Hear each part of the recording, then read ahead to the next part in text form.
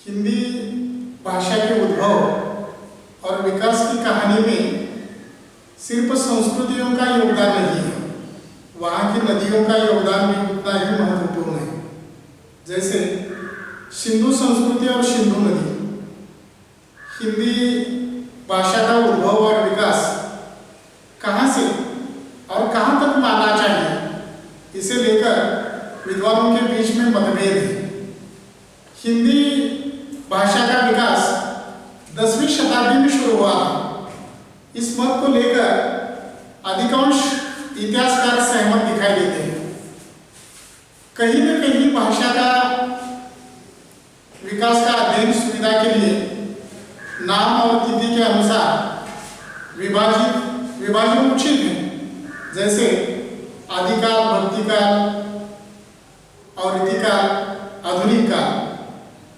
कालक्रम के अनुसार कवि चंबरदाई, नरपति नाल, अमीर खुसरो तत्कालीन सामाजिक, राजनीतिक, सांस्कृतिक, साहित्यिक परिवेश आदि को हम कैसे भूल सकते हैं।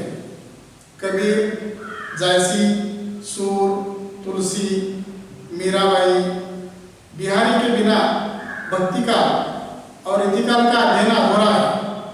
हिंदी भाषा का विकास और साहित्य सृजन की श्रृंखला में गद्य पद्य रचनाकारों ने चार चांद लगाए हैं।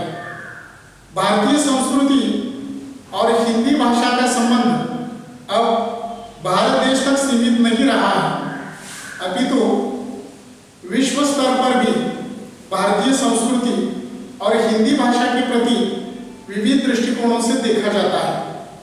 हिंदी भाषा और हिंदी साहित्य को समृद्ध बनाने वाले साहित्यकारों की लंबी परंपरा रही है, जिसमें स्त्री पुरुष रचनाकारों का साहित्य विविध विधाएं हमें सभी दृष्टियों से सोचने के लिए विवश करती है। आज 21वीं सदी में विश्व की सभी भाषाएं एक दूसरे से टक्कर ले रही है। इसमें हिंदी भाषा में पीछे नहीं है। हिंदी समय, परिवेश और परिवर्तन के अनुसार अपने आप को विभिन्न प्रकार के ढांचे में डालती है और नदी के धारा के अनुसार आगे बढ़ती है। ये भाषा विकास का द्योतक है। वह अपने देश और संस्कृति की झलक विश्व स्तर पर दिखा रही है।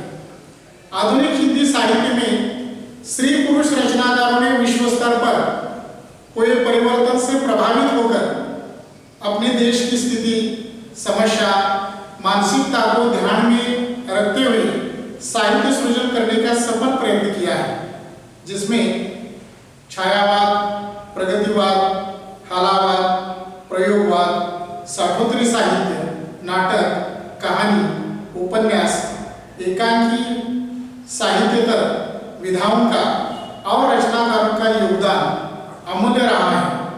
हिंदी साहित्य में नए नए विचारों का उद्भव हिंदी भाषा विकास को एक नई दिशा दे रहा है। ऐसे रचनाकारों में कृष्णा सोबती का साहित्य सामाजिक विविध पहलुओं को समाज के सामने उजागर करता है। कृष्णा सोबती का जन्म भारत पाक विभाजन के पहले 18 फरवरी 1925 ईस्वी को पाकिस्तान में हुआ था। कृष्णा सोबती का साहित्य और उनके व्यक्तित्व के कई पहलू हैं। उन्होंने अब तक जो लेखन किया है वह संयमित, अभिव्यक्ति और साफ सुथरी एकात्मता से किया है। भारत पाक विभाजन के बाद कृष्णा सोबती का परिवार दिल्ली में आकर रहने लगा। कृष्णा ने अपनी साहित्य सृजन की शुरुआत दिल्ली में ही की थी। उनकी पहली कहानी लामा सन 1950 में प्रकाशित हुई थी। कृष्णा सोबती ने अपने साहित्य के केंद्र में स्त्री को रखा है। नारी पर होने वाले अत्याचारों को उन्होंने साहित्य के माध्यम से उजागर किया है, जिसमें नारी समस्या और उनका साहित्य सामाजिक दृष्टिकोण से महत्वपूर्ण रहा है। उनके साहित्य में सामाजिक मूल्यों की जो चर्चाएं रही हैं वह सुजान पाठकों के मन पर प्रभाव डालती है। कृष्णा सोबती मूलतः एक कहानीकार है। मित्रों मर जानी ये उनकी लंबी कहानी है। प्रस्तुत कहानी सूक्ति को हिंदी साहित्य में प्रसिद्धि मिली। उन्होंने सभी प्रकारों से मुक्त होकर रचनाएं लिखी हैं। लेखिका का साहित्य संसार इस प्रकार है। कहानी संग्रह में बादलों के घेरे, डाल से बिछुड़ी, मित्रों मर जानी, यारों के यार, तीन पहाड़, ए लड़की, जैनी मेहरबान सिंह, ये उनके प्रसिद्ध रचनाएं हैं। इसके अलावा उपन्यास के अंतर्गत सूरजमुखी अंधेरे के, जिंदगी नामा, जिंदा रूख भाग 1 और 2, दिलो दानिश, समय सरगम, गुजरात पाकिस्तान से गुजरात हिंदुस्तान, इस तरह से ये उनकी रचनाएं हैं। इसके अलावा अन्य रचनाओं में सोक्ति एक सोहबत, शब्दों के आलोक में, मुक्तिबोध एक व्यक्तित्व के तलाश में, लेखक का जनतंत्र, मार्फत दिल्ली आदि ये उनकी रचनाएं हैं। कृष्ण सोक्ति का जिंदगी नामा उपन्यास 2 भागों में प्रकाशित हुआ है। सन 1979 में प्रकाशित हुए इस उपन्यास के केंद्र में साहनी नामक हिंदू स्त्री है। प्रस्तुत उपन्यास में सन 1907 से लेकर 1915 तक का जो ऐतिहासिक चित्रण इसमें मिलता है। उपन्यास का प्रारंभ एक कविता से हुआ है। यूजीसी के नेट पाठ्यक्रम में इसे शामिल किया है।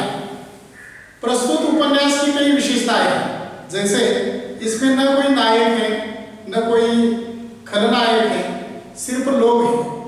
उपन्यास की कथा की शुरुआत डेरा नामक एक गांव से होती है। जिंदगी नामा में गांव की संस्कृति का पूर्ण रूप से चित्रण हुआ है, जैसे पंजाब का ग्राम जीवन, पंजाबी बेटियां, गांव में रहने वाले हिंदू मुस्लिम, गांव की लड़कियां लड़के, पंजाबी पुलिस, न्याय व्यवस्था, चौपाल चर्चा, पंजाबी राजनीति, जमींदार और साहूकार, किसानों का दर्द। इसके अलावा अलग अलग त्योहारों का उल्लेख इस उपन्यास में चित्रित है। बैसाखी का त्योहार, सावन का त्योहार, दीपावली का त्योहार आदि त्योहारों का उल्लेख भी प्रस्तुत रचना में मिलता है। शब्द शिल्पी कृष्ण सोक्ति का जिंदगी नामा फणीश्वर नाथ रेणु की आंचलता की याद दिलाता है। गांव के मालिक शाहजी उच्च वर्गीय हिंदू परिवार से हैं, निसंतान है, पत्नी संतानों के लिए मन्नतें मांगती है। शाहनी अंधविश्वासी है, संतान प्राप्ति के लिए दान धर्म करती है। भारतीय नारी की सभी विशेषताएं उसमें दिखाई देती है। डेरा गांव के हिंदू मुस्लिम सिख जात पात रहित है। डेरा गांव से गांव में रहने वाली विधवा ब्राह्मणी का एक मुसलमान के साथ संबंध का चित्रण भी इसमें है। भाषा शैली की दृष्टि से पंजाबी शब्द, राजस्थानी भाषा, कहीं कहीं हरियाणी भाषा के शब्द, मुहावरे, कहावतें आदि का प्रयोग भी इस रचना में हुआ है। पंजाबी लोकगीत आदि के साथ साथ जिंदगी नामा डेरा गांव के आम आदमी का जिंदगी नामा है। उपन्यास के पात्र चाहे स्त्री या पुरुष हो, ये सभी सकारात्मक विचार करते हैं, वास्तव स्थिति का स्वीकार करते हैं। शाहजी और शाहनी एक बेटे को जन्म देते हैं, जिससे डेरा गांव में खुशी का माहौल निर्माण होता है। जिंदगी नामा उपन्यास के शीर्षक को लेकर साहित्यकार अमृता प्रीतम और कृष्णा सोक्ति के बीच में 26 वर्ष कानूनी विवाद रहा।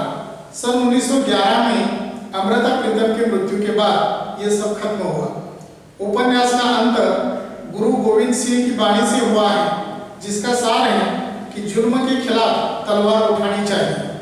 ज्ञानपीठ और साहित्य अकादमी पुरस्कार प्राप्त साहित्यकार कृष्णा सोक्ति का निधन 93 वर्ष की अवस्था में दिल्ली के अस्पताल में 25 जनवरी 2019 में हुआ है। कृष्णा सोक्ति का साहित्य हिंदी भाषा के लिए दिशा देने वाला है, इसमें संदेह नहीं है।